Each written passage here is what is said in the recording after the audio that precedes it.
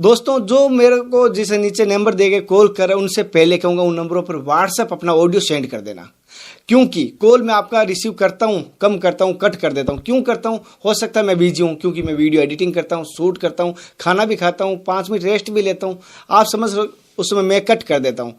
इसलिए मैं आप सभी से कहना चाहता हूँ व्हाट्सएप मैसेज कर दें। व्हाट्सएप मैसेज करोगे, मैं फ्री होके आपके ऑडियो आराम से सुनूंगा। और अगर आप 1 मिनट के भीतर ऑडियो करोगे तो मैं गुरुजी को उनका ऑडियो आपका सुनाऊंगा। हालांकि मैं सारा नहीं सुना पाता हूं, लेकिन लिमिटेड आपका हो सकता है, उनमें से हो, 5 में से 10 में से हो। दोस्तों अब हम सबसे पहले गुरुजी के चरणों में प्रणाम करते हैं, फिर सवालों की सीरीज शुरू करते हैं और कुछ ऑडियो हम आज गुरुजी को सुनाएंगे। पहले गुरुजी मेरी तरफ से, मेरे देखने वाले सभी दर्शकों की तरफ से, और जो आपको गुरु धारण किए, जो आपके चरण पादुका धारण किए, उन सभी की तरफ से आपके चरणों में दंडवत कोटि कोटि प्रणाम। आशीर्वाद है। हरिओम। एक मेरा जो जनता की आवाज़ के सदस्य हैं, लेकिन उनका नाम मैं पढ़ूंगा, मुझे उससे पहले थोड़ी सी होशियारी माफ़ करना मेरे भाई, क्यों नाम आपने ऐसा लिखा है नाइट ओल, उल्लू है शायद, ओल है, मतलब क्या हुआ इसका आप सभी समझ सके हो। नाइट ओल, इन्होंने ऐसा ही सवाल किया है, आंखों संबंधित, आंखों का चश्मा कैसे दूर किया जाए, गुरुजी से। गुरुजी हमारे एक सदस्य हैं जो नाइट ओल के नाम से अपना नाम रखा है। हालांकि मैं सबसे कहूँगा नाम तो कम से कम सही रखो, पर जिससे कोई भी अगर कमेंट दे तो आपके नाम से ले सके, और नाम ऐसे रखते हो उसके अनुसार काम भी आए। अब बुरा मत माना मेरे भाई, जैसे आंखें कोई रोशनी कम हो रही, दूर हो रही, वो कैसे तैयार हो सकते हैं? आंखों के बारे में कौन सा ऐसा ज्ञान की बात? उम्र कितनी इनकी? उम्र तो इन्होंने कुछ लिखा नहीं अभी तक। देखिए, आप सुबह सुबह क्या करिए, एक तो आपको 2 क्रिया करनी है। अगर आपको लगता है कि आपकी आंखें की रोशनी बहुत कम हो रही, तो आप जब सुबह सुबह उगे, उस वक्त आप जब सूर्य लालिमा सूर्य की जहरा रहे, उस वक्त आपको सूर्य ताटक करना है। लालिमा से पहले, जब तक आप देख सकते हो, एक समय बाद सूर्य को आप देख नहीं सकते, आपको आंखों में वीकनेस आएगी। जब सूर्य उगने को तैयार हो और जब तक लालिमा हो सूर्य की, उस वक्त आप उसको 5-7 मिनट गौर से देखिए, जब तक आपकी आंखों में पानी नहीं पहली बार। और दूसरा, शाम को क्या करिए, आप एक कोई भी 4 फुट दूरी के अंदर आपको एक बिंदु बनाना है, कोई सफ़ेद दीवार पर ब्लैक कलर का, ठीक है ना। और उस अंदर के ब्लैक के अंदर की चीज़ को हम अगर ताटक से देखते हैं, ताटक विधि में क्या हमारे मन की एकाग्रता होती है। लेकिन अगर आंखों की रोशनी है तो आप 4 फीट दूर दायरे में रख के उस छोटे से बिंदु को, मान लो स्त्रियाँ जो माता बहने बिंदी लगाती है, उसके साइज़ का बिंदी लगा के आप उसको शाम को आधा घंटा ताटक कीजिए, और आपको 10 दिन में रिजल्ट मिलेगा। बहुत इसका मतलब अच्छा प्रमाणित रिजल्ट है। लेकिन इसमें सूर्य बराबर चलना चाहिए। सुबह सूर्य करना है, शाम को बिंदु ताटक करना। आपको काला बिंदु होना चाहिए, काली कोई भी स्केच पेन से, मार्कर से कर दीजिए, उसको 3-4 फीट की दूरी से उसको ताटक करते जाइए।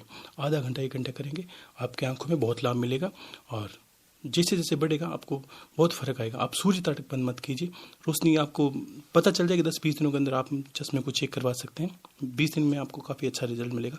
लेकिन आप सूर्य ताटक करते जाएंगे, उसकी आंखों की रोशनी बहुत तेजस्वी होती है, आप करते जाइए, आपको लाभ मिलेगा। अगला हम कमेंट लेते हैं। अमान सिंह जी राणा जी ने, हमारे जनता के आवाज़ के सदस्य हैं और हर बार कमेंट करते हैं, बार बार। हालांकि एक कमेंट बहुत सारों ने किया, मैं मानता हूं, लेकिन नाम सभी का लूँगा तब तो इंटरव्यू में हम सवाल का आंसर कैसे लाएंगे। कि बाबा जी से एक सवाल जानिए कि जॉब के बारे में, रोजगार के बारे में, दुकानदारी के बारे में, कैसे रोजगार मिल सकता है, कैसे जॉब मिलेगा पढ़ाई कंप्लीट होने के बाद। हालांकि मैंने इस संबंधित एक सवाल किया था, लेकिन बार बार कमेंट आया, मैंने सोचा क्यों ना एक इसके बारे में पूरा विस्तार से बारीकी से जानकारी ले लूं आपसे, और हमारे दर्शकों को संतुष्ट रूप जवाब मिल जाए। कि उसके बाद दोस्तों कोई सवाल मत करना इस संबंधित, अगर ये वीडियो देख रहे हैं तो। देखिए, अगर आप जॉब के लिए मान लो प्रयासरत हैं, प्रयास कर रहे हैं, और आपको लगता है बार बार आपको, देखो एक तो ऐसा है घर बैठे रहें और हम प्रयास नहीं करें, प्रयास करते हैं सफल नहीं हो, तब गुरु विद्या काम आती है। हम तो प्रयास करते हैं और जब करते नहीं है, हमने बोला घर पे बैठे हो कि गुरु जी मेरे पैसे ला देंगे, वो नहीं, आपको प्रयास करना है, फिर गुरु का आशीर्वाद आपके साथ है, बहुत जल्दी आपका काम बनेगा। जो नहीं बनने वाला है वो भी बनेगा। आपको अगर जॉब की लालसा है और अभिलाषा है, आप जॉब के लिए प्रयासरत भी हैं, तो आपको क्या करना है, मैंने बोला 41 दिन के एक संकल्प में आपको अपनी कुल देवी या अपना इष्ट को, देखो बहुत छोटी चीज़ में मत लीजिए, बहुत बड़ा लीजिए। जिसको भी आपने अभी तक इष्ट का अर्थ ये होता है कि जिस देवता को आपके अंदर सबसे बड़ी श्रद्धा है आपके अंदर, कि इस देवता को मुझे कहीं भी पीड़ हो, जैसे मान लो मुझे लगता है कि कहीं भी पीड़ हो तो मैं महादेव को याद करता हूँ, यानी महादेव मेरे इष्ट है, और मुझे कहीं भी पीड़ हो मैं हनुमान जी को, जो भी आपको याद करते हो वो आपका इष्ट है, जिसकी पूजा जीवन में आपने सबसे ज़्यादा की है, उससे के थ्रू आप अपना काम करवा सकते हो। किस तरह? आपको क्या करना है, अपने नाम का संकल्प लेके जोब हेतु, मैं अपना नाम, पिता का नाम, गोत्र, जोब हेतु उस इष्ट की तस्वीर लगा के एक अपने आसन लगा के उसके ठीक सामने एक मिट्टी का दीपक, जो मैंने बताया 41 दिन का दीपक बताते हैं, उसमें ब्रास कपूर भर दीजिए, पीली सरसों डाल दीजिए और सरसों का तेल का दीपक करना है। और मूली की 2 बाट जो हम बताते हैं तार की तरह जोड़ के आपको वो बाती लगानी और संकल्प बोलना है इष्ट के सामने। हे, उसकी जगह नाम लेना, हे गुरुदेव, मैंने आपके मुंह से सुना है, इस हेतु मैं आपका शिष्य, अपने पिता का नाम, गोत्र, अपनी नौकरी या सुख संपत्ति के लिए 2 रुपये इनकम के लिए चाहता हूँ कि मेरे घर में सुख शांति रहे, इसलिए कमाई हेतु मैं जॉब की अभिलाषा से ये दीपक मान लो हनुमान जी को कर रहा हूँ, या जो भी आपके इष्ट है उसका नाम लेके कर रहा हूँ, मेरी मनोकामना पूर्ण हो, गुरुदेव मुझे आशीर्वाद दे। ये दीपक करके आपको 41 दिन संकल्प लेना है। 41 दिन को संध्या को करना है, ध्यान रखना है दीपक। और समय चेंज नहीं होना चाहिए। मैंने पहले बोला जब 8 बजे करते हो तो 8:30 कर सकते हो, 7:45 कर सकते हो, या मतलब 8:15 8:30। उसमें ये नहीं कि 8 बजे का समय 9 बजे रोज कभी 8, सेम कोशिश करिए, सेम समय को करिए, उसमें बहुत फर्क मिलेगा। 41 दिन आप करोगे तो आशीर्वाद है, कहीं से कहीं आपको अच्छी न्यूज़ आएगी और आप उस दौरान अपना प्रयास करना, आपको बहुत जल्दी लाभ मिलेगा। पहला ये जॉब के लिए। दूसरा है कुछ भाई बंधु व्यापार करते हैं। देखो व्यापार अभी जिस तरह देश की महामारी की वजह से दुर्दशा हो रखी है, तो क्या होता है कि व्यापार ठप पड़े हैं, कम पड़े हैं। तो मैं बार बार व्यापार के लिए बोलता हूँ आपको, देखो ब्रास कपूर है, इसकी हम क्यों ज़्यादा बोलते हैं, लक्ष्मी को आकर्षित किया जाता है, ठीक है ना। हम देखा दीपावली को पूजा करते हैं तो क्या होता है, केसर, जो सुगंधित चीज़ें, इत्र वगैरह क्यों यूज़ करते हैं, लक्ष्मी को आकर्षित किया जाता है। ऐसी कोई चीज़ें करनी पड़ती है जिससे लक्ष्मी आकर्षित हो। ऊर्जा ही तो है संसार के अंदर, ठीक है ना। हम नेगेटिविटी पॉजिटिविटी को जो होते हैं, तो ब्रास कपूर पैसों को खींचता है, उसके अंदर ऐसी क्षमता होती है। अगर कोई नहीं मानता तो उसको अपने पर्स के अंदर थोड़ा सा ब्रास कपूर पाउडर रख के देख लीजिए, आपको पता चलेगा आपके पर्स के अंदर पैसे रहने लगे, कहीं से कहीं आने लगेंगे धीरे धीरे, क्योंकि उसकी जो सुगंध होती है उसकी वजह से लक्ष्मी आकर्षित होती है, ठीक है। तो उसी प्रकार आपको क्या करना है, अगर आपकी दुकान है, आपका गल्ला है, जो भी आप पैसे रखते हो, उसके अंदर ब्रास कपूर की कुछ मतलब 10-20 ग्राम ब्रास कपूर उस गल्ले के अंदर आप कहीं कटोरी के अंदर रख दीजिए। वो आपको खाली नहीं करना है, वो तो रखना ही है, ठीक है ना, वो चेंज नहीं करना, वो पड़े रहने दो आप। और एक दीपक मैंने बोला था संध्या के समय दुकान के अंदर आपका भगवान की स्थान है, उस जगह करिए, ठीक है। और अगर एक कर सकते हो तो एक इष्ट के सामने करना है, ब्रास कपूर, सरसों और तेल का मिला के, और एक दीपक करना है जहाँ पर आपकी ग्राहकी हो।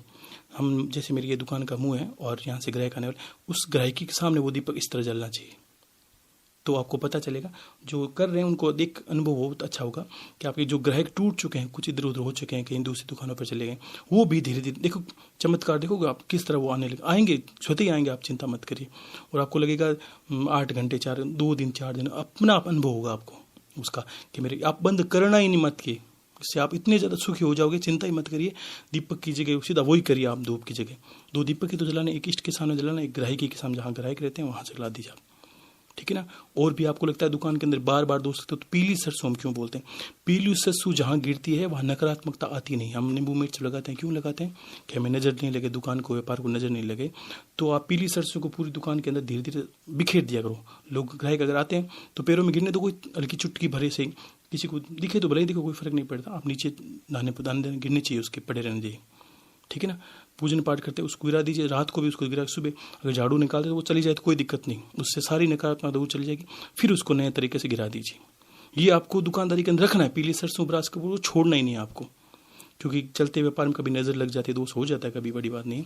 और एक पैसे, दोनों चीज़ों में ब्रास कपूर और ये आपके पीली सरसों कभी नहीं छोड़ना, आपको करते रहना है। और कुछ भाइयों के आपने बोला था कि व्यापार बंद हो रखे हैं, कुछ फैक्ट्री मान लो चल नहीं रही कोई तरीके से, तो आप शनिवार के दिन काफ़ी सारी फैक्ट्री है, बड़ी जगह स्पेस है, आप जहाँ पर बड़ा कारोबार हो रहा है आपका, तो उसको क्या करिए, पहले तो आपको क्या करिए, मतलब पाव भर या 200-250 ग्राम सरसों पूरे व्यापार के अंदर आप बिखेर दीजिए। उसके अंदर जो व्यापार आपका ठप हो रखा है उसको चलाने के लिए किस तरह चलेगा आप देखोगे प्रमाण इसका, पूरी तरह गिरा दीजिए। और दूसरे दिन उसको शनिवार के दिन रात को गिराना है और सुबह उसको झाड़ू से पूरा फैक्ट्री से बाहर, जब भी आपको व्यापार है उससे बाहर निकाल दीजिए, उससे सारी नकारात्मकता हट जाएगी। फिर क्या करना है, आपको लगता है काफ़ी मशक्कत करने के बाद मतलब इस तरह का आपके साथ वह हो चुका है, तो आपको क्या करना है, 7-8 दीपक है जो पूरी फैक्ट्री के कोनों कोनों में, जिस तरह बोलते हैं ब्रास कपूर और पीली सरसों के, और वो दीपक इतनी तेजस्वी हैं, आप लगाते जाइए। देखो इतना बड़ा कारोबार है तो आप 150 रुपये खर्च होगे तो कोई दिक्कत वाली बात है, आप करिए और प्रमाण देखिए। मैंने यही बोला, करके देखो, प्रमाण देखो, ठीक है। आपको बार बार इन विषयों में मतलब यहाँ उलझना नहीं है कि किस तरह करूँ। मैंने स्पष्ट बता दिया, करिए आप, जितना करोगे उतना पाओगे आप। मैं चाहता हूँ कि आप देने की क्षमता बढ़ेगी आपको, और जब आपको ऐसा लगे कि मेरे व्यापार चलने लगा है, मेरी दुकान चलने लगी, मेरे सब कुछ फर्क आने लगा है, तो उसी पैसों से आप मतलब मेरी बात सुन के कर रहे हो, आपको फर्क लग रहा है, तो जीव को डालिए। आपके सहभागी होनी चाहिए, आपको लगनी चाहिए कि यार मैंने 100 रुपये जीव के मात्र किए हैं, कभी गाय को गुड़ दिया है, कभी कुछ कुत्ते को रोटी दी, देना सीखिए आप। जिंदगी और ये जो जीवन चक्कर चलता है वो कर्म के अधीन है। आपको पता नहीं चलता कि हम दुख देखते हैं, लेकिन ये सोचते हैं, कितने बुजुर्ग लोग हैं, कोई भी चीज़ देते हैं तो क्या सोचते हैं कि हमें अगले पूर्व जन्म में मिलेगी। इसका प्रमाण ये तो मिलता है भाई, कोई चीज़ देने से हमें पूर्व जन्म में मिलेगी, ये तो मानते हो कि मानते हैं। तो फिर क्या करते हैं, तो हमने कहीं दुख दिया था, हमने कहीं कोई परेशानी की थी, इस वजह से हमें दुख देखने पड़ते हैं। तो कर्म किए थे ऐसे, तब दुख देखने पड़े, तो वापस कर्मों से ही उसको चेंज किया जा सकता है। अपने कर्मों को सुधारिए, सब कुछ मिल जाएगा आपको। ऐसा कुछ भी नहीं है जो प्राप्त नहीं किया जा सकता। दुनिया में सकल पदार्थ है जगमाई, कर्महीन नर पावत नहीं। अगर आपने कर्म अच्छे नहीं किए तो आप पा नहीं सकते। आपको गुरु मिल सकते हैं, आपको परमात्मा मिल सकते हैं, ऐसी कोई वस्तु नहीं है जो आपको मिल नहीं सकती। यही मैं बार बार बोलता हूँ, चाहे साधना ही कर लीजिए आप, लेकिन मैं बोल रहा हूँ कि मैं तो मेरे तरीके से, आप मुझे गुरु मानते हो या मुझे पूछ के करोगे, तो मैं तो ऐसा नहीं बताऊंगा कि कल मैंने गुरु मंत्र बताया था कि हाँ 10 दिन 4 महीने का बोला था, और दो दिन में मैं ये सब पागल थोड़ी हूँ ना कि 2 दिन में कह दूंगा नहीं आज आप काली का मंत्र कर लीजिए, हाल ये कर लीजिए। तो मैंने क्या कहा था, 4 महीने पहले करिए, आपकी शुद्ध ही शांत हो जाएगी। आप ऐसा बोलोगे 4 महीने करने के बाद ये बोलोगे गुरुदेव मेरे तो पेट ही नहीं भर रहा है, मैं तो लगता है करता ही जाऊँगा, तो यही इस मंत्र की विशेषता है। बड़े बड़े जति सन्यासी बोलते हैं कि हमारा मन भटकना बंद हो जाए। मैंने बोला इतनी किताबें बनी है, तो गुरु मंत्र से स्वतः ऐसी क्रिया होगी। 1 महीने जोर से पढ़ना है, धीरे पढ़ना है, और धीरे पढ़ना है, मान से पढ़ना है, आप ये ध्यान लगने लगेगा। गुरुजी जैसे अभी आपने दीपक का बताया, हालांकि छोटा सा उसका क्रॉस सवाल जो पब्लिक करती है वो मैं थोड़ा करना चाहता हूँ कि दोनों टाइम तो आपने एक टाइम शाम को करना है, और साथ साथ में उनसे वो पूजा सारा कार्य करें, तो उसमें समय क्या भाव रखना चाहिए, क्या बोलना चाहिए कि फिर कमेंट आ जाए, उससे पहले थोड़ा जानना चाहिए। मैंने क्या बोला, आपको कुछ नहीं करना है, आपको अंधे होकर चलना। अंधे देखो, एक बात बोलूं, दुनिया बोलती है अंधविश्वास पे विश्वास ना करो, लेकिन धर्म क्या बोलता है, अंधा है। बताऊं क्या, आपने नहीं जा देखा भगवान को, लेकिन हम मूर्ति को पूजते हैं। ये हिंदू धर्म की विशेषता है। हमने कभी नहीं देखा कि मूर्ति के अंदर परमात्मा हो, लेकिन हम अंधे हैं क्योंकि हमें संतों ने बोला कि इसके अंदर भगवान हम मानते हैं। तो गुरु के पीछे जो अंध भक्ति होती है ना, वही कुछ पा सकता है। और जिसके अंदर गुरु का तर्क वितर्क होगा कि यार बोला है कि महाराज इसे और ट्राई कर लेता हूँ, ये सही है कि नहीं, तो उसको जीवन ना ये मिलेगा ना कुछ नहीं मिलेगा। आप अंधे होकर करिए, बस गुरुदेव ने बोला है मेरा काम होगा तो आपका होगा, यही पॉजिटिविटी है। ठीक है ना, इसको ही सोचना है। बाकी चाहे आपको परमात्मा बोले, हम लोग क्या करते हैं, परमात्मा बोले कुछ, वो नहीं करना है। गुरु ने बोले क्या कि गुरु किए से हो, प्रभु के से कुछ ना हो, प्रभु के से कुछ नहीं होगा, और गुरु कर दिया वो काम होगा, किसी हालत में होगा बस। जैसे कि दोस्तों गुरुजी ने पूरा कारोबार संबंधित पूरी जानकारी दी। हालांकि दोस्तों किसी ने रोजगार बारे में, जॉब के बारे में पूछा, लेकिन जैसे गुरुजी ने पूरी जानकारी दी। और लेकिन इसमें सबसे बड़ी बात यह है कि भाव होने चाहिए, और जो गुरुजी ने कहा है उन पे विश्वास होना चाहिए, श्रद्धा होनी चाहिए। हाँ, गुरुजी ने बोला तो होगा, अगर दुकान बंद है, कारोबार बंद है, खुलेगा। मन में भाव ये रखोगे तो खुलेगा। सस्पेंस रखो, नहीं खुलेगा तो आपका जैसे सस्पेंस जैसे भाव होंगे वैसा होना ही है, जैसे भाव रखोगे वैसा होगा। मैं ये निवेदन करूंगा, भाव सही रखना अपना करते समय। अगला हम सवाल लेते हैं, अगली हम कमेंट लेते हैं। गुरुजी मैं अगला कमेंट ले रहा हूँ, उसका जो मैंने सुना है ऑडियो बहुत अच्छा लगा मुझे, और मेरे भी मन में ऐसे ही भाव है, जानना चाहूँगा। और जो ये ऑडियो सुना है, मतलब भेजा है मुझे, मैं उनसे भी कहूँगा, आपको धन्यवाद कहूँगा, ऐसा सवाल किया है। मैं अभिलाषा हूँ, लेकिन उससे पहले ऑडियो में उन्होंने अपना नाम बताया, इसलिए मैं उनका कमेंट में नाम नहीं बोल रहा हूँ। ऑडियो के साथ आपको सुनाऊंगा, गुरुजी आपको भी सुनाऊंगा, और सभी दर्शकों आप भी सुनना, और इनके सवाल के ऊपर अपने विचार देना, क्योंकि मुझे आपने बहुत सारे सवाल किए होंगे, मुझे ये पहली कमेंट ऐसा हुआ, पहला ऐसा शब्द हुआ जिन्होंने पसंद आया मुझे। हर हर महादेव शंभु। पहले तो नाथ जी के चरणों में मेरा कोटि कोटि नमन। मेरा बहुत सौभाग्य है कि आपसे अपना सवाल रख पा रहा हूँ, और दूसरा कन्हैया जी का बहुत बहुत आभार, जिनके माध्यम से आपसे जुड़ सका, आपसे बात कर सका, और उनके चैनल का बहुत बहुत आभारी हूँ। अब ज़्यादा समय बर्बाद ना करता हुआ अपने सवाल से पहले अपना परिचय दूंगा।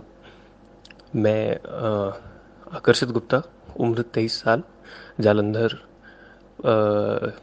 राज्य से हूँ, पंजाब प्रांत से। मेरे सवाल अब जो दो हैं वो आपसे रखता हूँ। पहला सवाल ये है कि मैं किसी भी चीज़ की वास्तविकता जानने का कोई मार्ग चाहता हूँ। जैसे कि चाहे मुझे मेरे सामने पड़ी हुई ये बोतल अभी नीली दिखाई दे रही है, किसी सामने वाले व्यक्ति के जिसकी नेत्रों में थोड़ी सी कलर ब्लाइंडनेस जिसको हम कहते हैं, जैसे रंगों का भेद नहीं है जिनकी नज़रों में, कुछ स्पेसिफिक रंगों का, उसके लिए वो बोतल हरी है। मेरे लिए भी वो सत्य है, उसके लिए भी वो सत्य है कि वो बोतल हरी है, मेरे लिए वो सत्य है कि बोतल नीली है। परंतु असल में जैसे विज्ञान हमें बताता है कि कोई भी धातु का रंग, वो हमें इंसानों को वो दिखाई देता है जो सबसे कम अपने अंदर समाता है और सबसे ज़्यादा बाहर फेंकता है। तो इसी तरह उसका वास्तविक रूप क्या है, जब ये हो जाएगा तो मैं समझता हूँ कि मैं किसी भी रहस्य को समझने की समझ अपने अंदर खुद गठित कर पाऊंगा, अपने गुरु तत्व के अंदर से गठित कर पाऊंगा। दूसरा सवाल ये है कि क्या मुझे आपके सानिध्य से शिव को प्राप्त करने का मार्ग मिलेगा, मुझ पापी को आप अपनी शरण में लेंगे। धन्यवाद। आपके चरणों में कोटि कोटि नमन। आपका बहुत बहुत बहुत बहुत तहे दिल से धन्यवाद। आपने जितना भी ज्ञान मुझ जैसे आम व्यक्तियों के लिए अपने श्रीमुख से साझा किया, मैं उसका बहुत बहुत बहुत आभार व्यक्त करता हूँ। कोटि कोटि नमन। कोटि। जैसे कि इन्होंने बहुत सवाल बेहतर किया है, हम चाहते हैं आपको वो भी देख रहे हैं और देखो, संत को क्या जिस प्रश्नों की अभिलाषा होती है ना, कि संत कितना ज्ञानी है, संत को किस अवस्था में पहुंचा हुआ है, तो इस तरह के जो मैं बहुत अच्छा उनका आभार व्यक्त करता हूँ कि हर किसी के अंदर नहीं घटती ये चीज़ें। किस तरह के लोगों की दृष्टि ये बोलते हैं क्या, अब एक आदि गुरु शंकराचार्य पे मैं बात आता हूँ, ये अनभिज्ञ में वो चीज़ को पूछना चाहते हैं इनको खुद को नहीं पता, ये अद्वैत की परिभाषा पूछ रहे हैं। उसने शंकराचार्य के भाष्य में उन्होंने बोला था कि ब्रह्म सत्य जगत मिथ्या। ये दृष्टि, ये दृष्टि से जिस दुनिया को समझना चाहते हैं ना, गौतम बुद्ध के साथ क्या हुआ था, यही हुआ था कि वो जिस दृष्टि से दुनिया को देख रहे हैं वो चाहते कि वास्तव में सत्य है या नहीं। और आदि गुरु शंकराचार्य ने उन्हें यही बोला था कि जगत मिथ्या और ब्रह्म सत्य। तो यही जाके आगे सवाल, जो संत प्रगाढ़ अवस्था में पहुंचते हैं उनको शिवत्व प्राप्त होता है। ये बोलते हैं ना कि किस तरह शिवत्व घटित होता है। शिवत्व प्राप्त होने का अर्थ क्या होता है कि आपकी दृष्टि शिव शमशान में रहते हैं। मैं बोला जहाँ ऊंच नीच भेदभाव, इनके अंदर अगर इस तरह की अगर घटनाएं घटती रहेगी, इनका स्वभाव अगर चेंज नहीं हुआ, तो ये एक ऐसी अवस्था में चले जाएंगे कि जिसको जो बोलते हैं बड़े बड़े संतों को उपलब्ध होती है। इसका कारण ये है कि इनको दुख सुख से परे चले जाएंगे, इनको आभास नहीं होगा ज़्यादा खुशी का या खुशी गम का, कुछ प्राप्ति का, कुछ भी प्राप्त करने योग्य नहीं रहेगा। जिसने शिवत्व प्राप्त कर लिया या जिसने गुरु के ब्रह्म ज्ञान को प्राप्त कर लिया, उसके लिए संसार में कुछ प्राप्त करने योग्य है ही नहीं। ये बहुत ही गुणी इंसान है। ये अच्छा सवाल किया है। देखो आपको क्या करना है, मैं उनके सवाल पे आता हूँ। पहली बात तो मैं आपको बहुत बहुत साधुवाद देता हूँ कि ऐसे जो मनुष्य होते हैं ना, भगवान लाखों के अंदर होते हैं, बहुत कम जिनको जिनको अलग से समझ होती है। संत खुद चाहते हैं कि इस तरह का कोई सवाल किया जाए, ना कि उन तरह के, ठीक है गृहस्थ के अंदर सारे सवाल करने ही पड़ते हैं, लोग करते ही हैं, आशीर्वाद सबको देते हैं, लेकिन वास्तव में ये गुरु मोक्ष का प्रदाता होता है। और ये अनभिज्ञ वही चीज़, मोक्ष किसको बोलते हैं? मोक्ष इसको बोलते हैं जो सब बंधनों से छूट जाए। आपने अभी तक जितने सवाल किए हैं वो बंधनों को बांधते हैं, ठीक है ना। और इस बंदे ने जो सवाल किए, इस भाई ने जो सवाल किए हैं, वो किस तरह के सवाल हैं?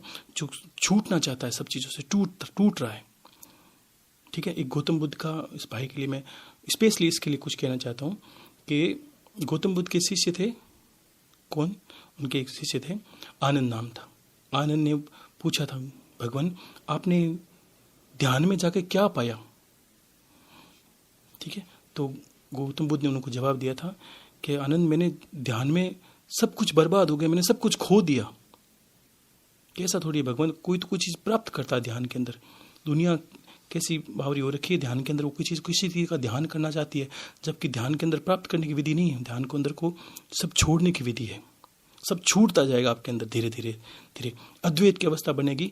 आप उस अलग दृष्टि से, सत्य की दृष्टि से देखना चाहते हो वास्तव में वो संसार में क्या घटित हो रहा है। ये जो माया है उसको आप अलग दृष्टि से देखना चाहते हो, वास्तव में जो दुख है वो दुख है, या सुख है वो सुख है, या हम ही अनुभव कर रहे हैं। अगर मैं पूछूं कि आपको 2 साल पहले एक, मान लो आपके परिवार में कोई आपातकालीन घटना घटी, किसी का मरण हो गया, कोई मतलब हर किसी के साथ मान लो ऐसी घटना घटती है, वो दुख आज आपको याद करके आप रोक सकते हो? नहीं रोक सकते। क्यों नहीं रोक सकते?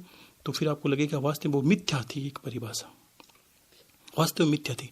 और उस वक्त अगर हम थे, उस वक्त अगर हमें कोई समझाता कि ये झूठ है, हम किसी हालत में मानने को तैयार नहीं थे। हम सोचते थे कि वो ये जो अभी दुख का पड़ा है वो सब सत्य है और ये दुख कभी जाएगा नहीं। और आज क्या होता है, अगर मैं बोलूँ किसी का पिता कोई मान लो खत्म हो गया है और 3 साल बाद उसको बोलूँ आज उसको याद करके रो, उतना ही रोना जितना था, वो नहीं रो पाएगा। परमात्मा ने भूलने की कला दी। अब इनको क्या करना है, विषय पाते हैं इनको। देखो पहले आशीर्वाद देता हूँ इनको, आप अपने जीवन में सफल हो। और आप क्या करिए, एक समय निर्धारित करके गुरु मंत्र जप करिए। 3 चीज़ आपको करनी है जीवन में आपकी चीज़ को बढ़ाने के लिए, जो आपके अंदर घटित हो रहा है उसको। पहली चीज़ आपको करना है स्वाध्याय। स्वाध्याय का अर्थ क्या होता है, आपको गीता का अध्ययन करना है, ठीक है ना। आपको देखो गीता के अंदर, गीता की खुद की एक सिद्धि है, लोग समझ नहीं, मैं बोल रहा हूँ। आपको रोज गीता अध्ययन करना, शाम को जोर जोर से बोल बोल के, ठीक है ना। आप जब दूसरी बार गीता अध्याय करोगे ना, पूरे 18 अध्याय कंप्लीट करके, तो आपको गीता का रहस्य समझ में आए। गीता का रहस्य हर कोई समझ नहीं सकता। लोग इतना ही समझते हैं कि गीता पे हाथ रखे कसम खाता हूँ, उसके आगे लोग नहीं जानते गीता का क्या रहस्य है। पूरे शास्त्र अलग, गीता अलग। आप देखिए निष्काम कर्म योग, भक्ति योग, क्रिया योग, सब कुछ उसके अंदर चलाया। लेकिन अब जितने भी विद्या हैं परमात्मा को प्राप्त करने की, सब की सब उसके अंदर है, ठीक है ना। तो आपको गीता को समझने की जरूरत है। आप रोज क्या करिए, 3 चीज आपको करनी है। एक गीता अध्याय करना है, ठीक है। और गीता अध्याय किस तरह करना है, एकम से शुरू करना है, शुक्ल पक्ष को एकम शुरू करना है। 11 तक आप रोज एक अध्याय करेंगे, 11 तक। 12 को आप 2 अध्याय करेंगे, 13 को 2 अध्याय करेंगे, 14 को 2 अध्याय करेंगे, तो आपके 17 अध्याय पूरे हो जाएंगे। और जब अमावस्या आती है, पूर्णिमा, ठीक है, पूर्णिमा के दिन आप क्या करेंगे, 18 अध्याय संपन्न करके भगवान श्री कृष्ण को प्रणाम करना है। और मतलब आप जो भी पूजन पाठ करते हैं उनकी आरती कर देना। फिर वापस 15 दिन छोड़ के फिर वापस को आपको वापस करने हो, ठीक है ना। दूसरी बार करोगे तब तक अवस्था बदलेगी। और आपको शाम को ध्यान के अंदर बैठना है, कम से कम 1 घंटा ध्यान के अंदर आप इस तरह बैठेंगे, एकांत कक्ष में बैठिए। और शिव की एक मुद्रा है शांभवी, शिवत्व घटना कर आप घटित करना चाहते हैं और एक आपकी दृष्टि चेंज करना चाहते हैं। किस तरह आपकी दृष्टि चेंज होती है, तो आप क्या करिए, जब भी गुरु मंत्र करो, गुरु आप हमें मानते हैं और किसी को जो गुरु मानते हैं, आप पहले 7 माला कर दीजिए कंप्लीट, ठीक है ना। गुरु तत्व घटित होता है शिव में। गुरु गीता पढ़ने का इसलिए बोलता हूँ कि शिव और गुरु एक ही है। कोई भी ये तत्व को देखना होता है। गीता में क्या बोलता है, अर्जुन बहुत कम और बहुतों में बहुत कम जो मुझे तत्व से जानते हैं, शरीर से नहीं जानते, तत्व से जानते कि ये अंदर, इसके अंदर तत्व क्या है, ठीक है ना। तो आप तत्व से, आपकी आशीर्वाद है मेरा, आप 7 माला नित्य करिए, वो संध्या को करिए। करने के बाद माला करते ही आपको तुरंत, जैसे माला आपने संपन्न की, करते ही आपको आधा घंटा कम से कम ध्यान करना है। और ऐसे सुखासन में बैठना है। बैठने के बाद आपको जो बैठने की विधि है, बैठना है। बैठने के बाद उसी आसन पर बैठना जिसमें आपने गुरु मंत्र किया, आसन चेंज नहीं करना। और आपको शांभवी मुद्रा लगानी है। शांभवी मुद्रा क्या है, दोनों आंखों से आपको, आंखें दिखने वाले को, शांभवी का अर्थ क्या है, शंभु जैसी मुद्रा। महादेव को देखा आपने किस तरह बैठे हैं कि आंखें आपको सही तरीके से देखोगे, आपको लगेगा हल्की हल्की आंखें खुली है, ठीक है। और दूर से देखने वाले को ऐसा लगेगा आंखें बंद है।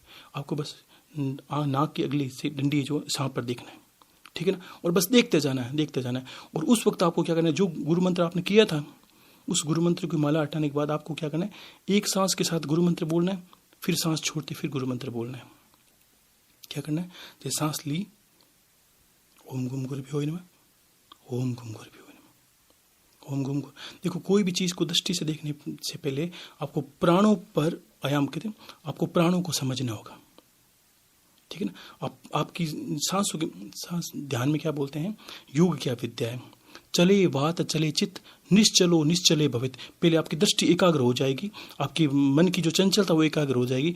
एकाग्र होते ही आपको पता चलेगा मैं एक, इसमें आगे क्या होगा, आपके साथ दृष्टा भाव घटित होगा। आपको लगेगा हर चीज का मैं एक साक्षी हूँ। परमात्मा क्या है, शिवो हम, शिवत्व और अहम ब्रह्मास्मि, सब एक दृष्टा भाव है। यहाँ आपको लगेगा मैं बस कुछ नहीं, मैं एक दृष्टा हूँ। संसार में जो भी क्रियाकलाप हो रहा है सब माया के अधीन है।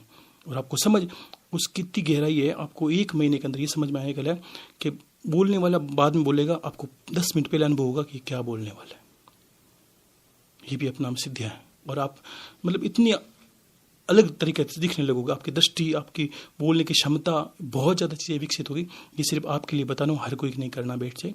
देखो, हर इंसान की अलग स्थिति होती है, हर किसी के लिए नहीं है, ठीक है ना। आप बैठोगे, आप 15 दिनों में अनुभव करोगे, उसको बढ़ाते जाना। बस स्वाध्याय बंद नहीं करना गीता का, आपको शाम को गुरु मंत्र करना 7 माले। देखो, गुरु के बिना कुछ नहीं हो सकता आपको। और जो आधा घंटा ध्यान करते हो सांभवी मुद्रा के दौरान, आपको सिर्फ ये देखना, प्राण आ रहे हैं, सांस आई गुरु मंत्र के साथ, फिर गुरु मंत्र के साथ छोड़ी। जितना समय आपने धीरे से ली, उतने ही समय में सांस छोड़ना, धीरे धीरे गुरु मंत्र चलना है। उस वक्त आपको बोलना नहीं, अनुभव करना है। सांस आते गुरु मंत्र गया, वापस आते गुरु मंत्र हुआ, तो फिर आपके सामने अच्छी चीज घटेगी और आगे भी आप मार्गदर्शन ले सकते हैं। बाकी एक बार आप करिए, आपको बहुत अच्छे अनुभव होंगे। और मैं साधुवाद देता हूँ कि ऐसे इस तरह के इंसान हमारे धरती पे हैं जो अपनी चेतना से, इन्होंने बोला बिना मार्गदर्शन के, ये तो बहुत बड़ी चीज़ होती है कि इनके वाणी में क्या कितनी सफाई है बोलने में, और समझने की भी सफाई है कि भाई इंसान कितने, मैं बोलता हूँ पात्रता, ये पात्रता होती है हर किसी को। हमें अच्छा लगता है ऐसी बातें समझाना, क्योंकि लेके तो यही बैठे हैं।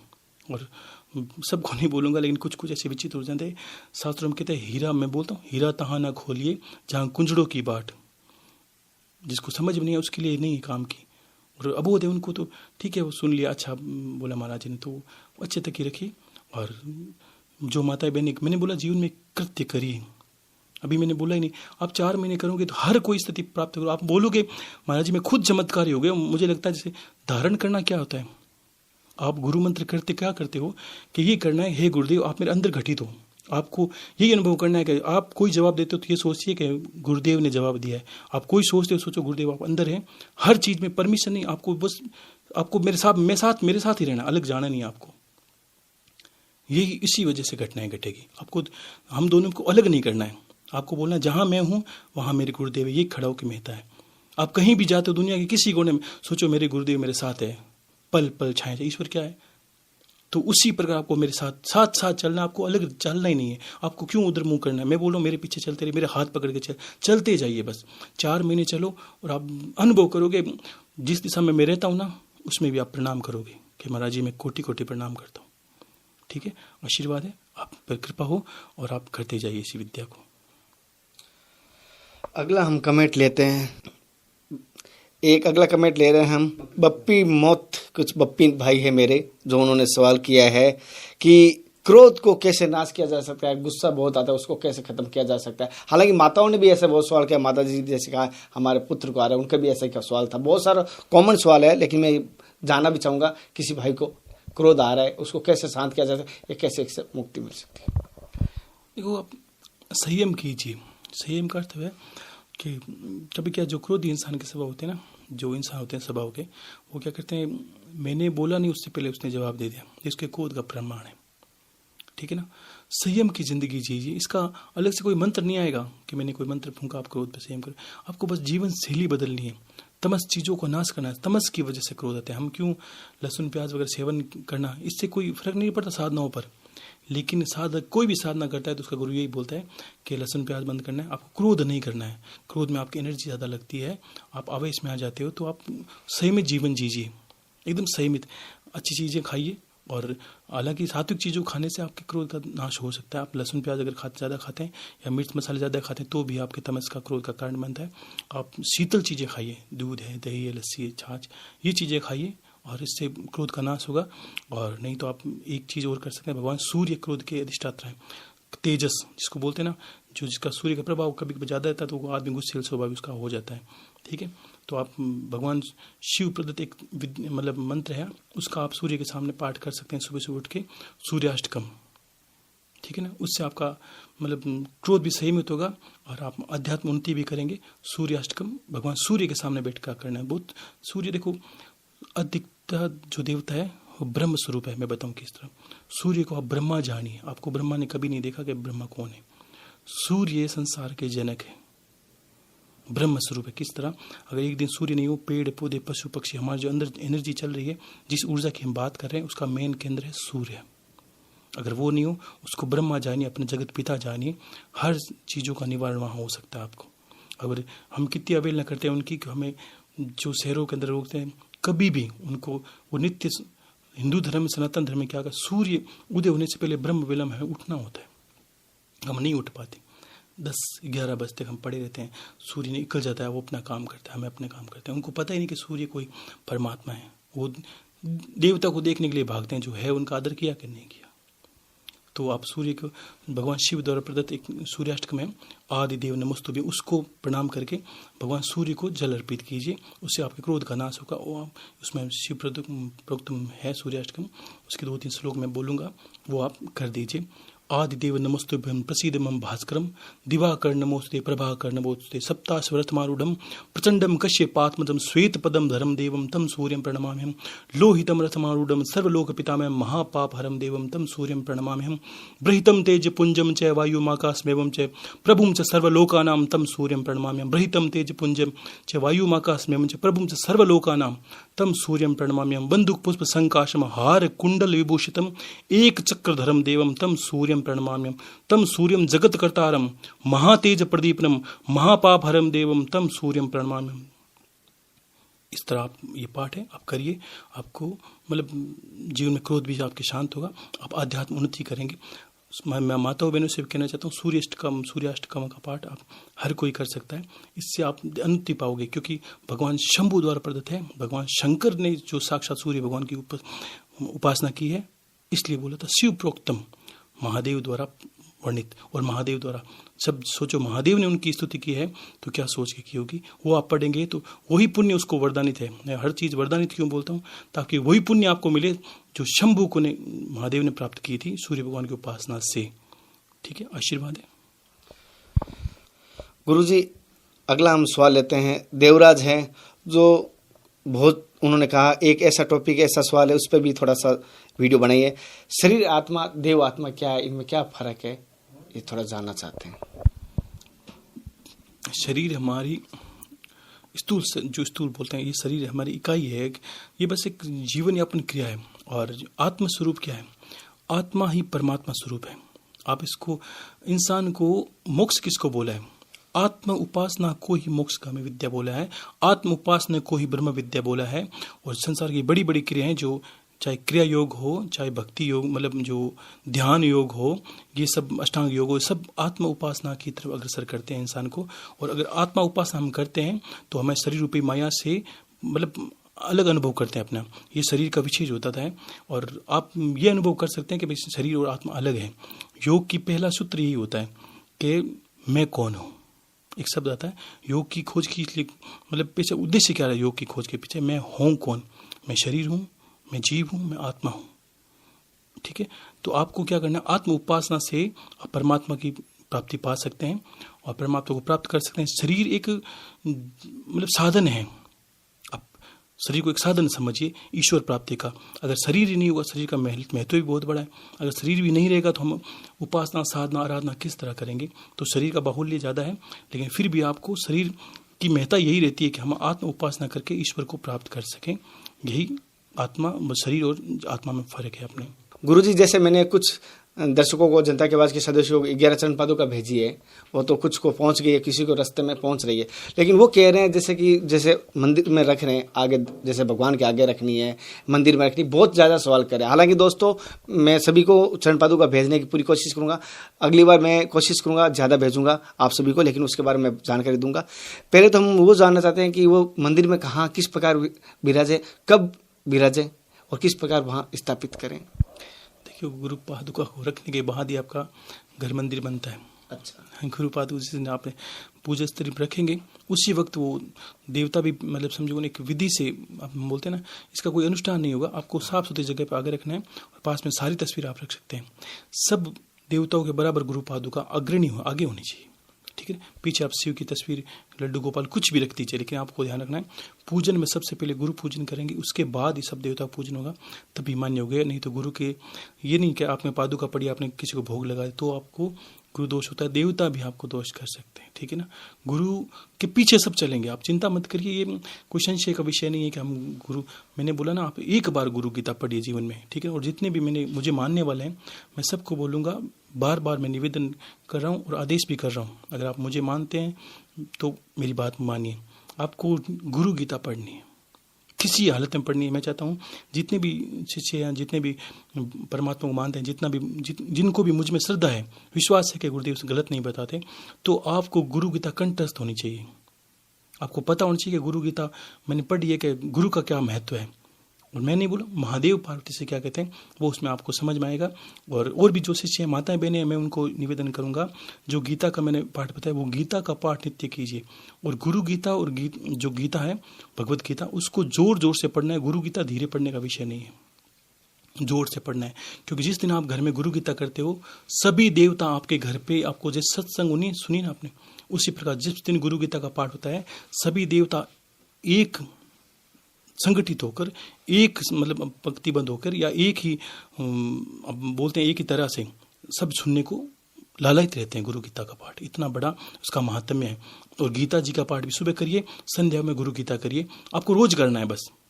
इसमें घर की शुद्धता बढ़ेगी, कोई कुछ नहीं होगा, घर ऐसा पाक पवित्र हो जाएगा। इस गीता जी के बारे में बहुत वर्णन है, मैं आगे भी बताऊंगा आपको धीरे धीरे। बाकी आप करिए। गुरु मंत्र आपको 4 महीने करना है, मैं बार बार नहीं बोलूँगा, आपको करना है, फिर अनुभव करिए। देखो मैं बोलूँगा कि लड्डू मीठा है, मैंने खाया मीठा है, अब दूर से आप अनुभव नहीं कर सकते, लेकिन मेरी हृदय की क्या बात है का एक बार आप खा लीजिए, ताकि मेरी बात को आप समझ जाए कि गुरुदेव ने बोला लड्डू मीठा है, वाकई में मीठा है। बस इतना मैं कहना चाहता हूँ। आशीर्वाद है सभी को, खुश रहिए और आध्यात्म उन्नति कीजिए। जीवन के आपके सभी क्लेश दूर हो, सब चीज़ों में आपको रास्ता मिले, आपकी उन्नति हो, परिवार खुशहाल रहे। आशीर्वाद है, आशीर्वाद है।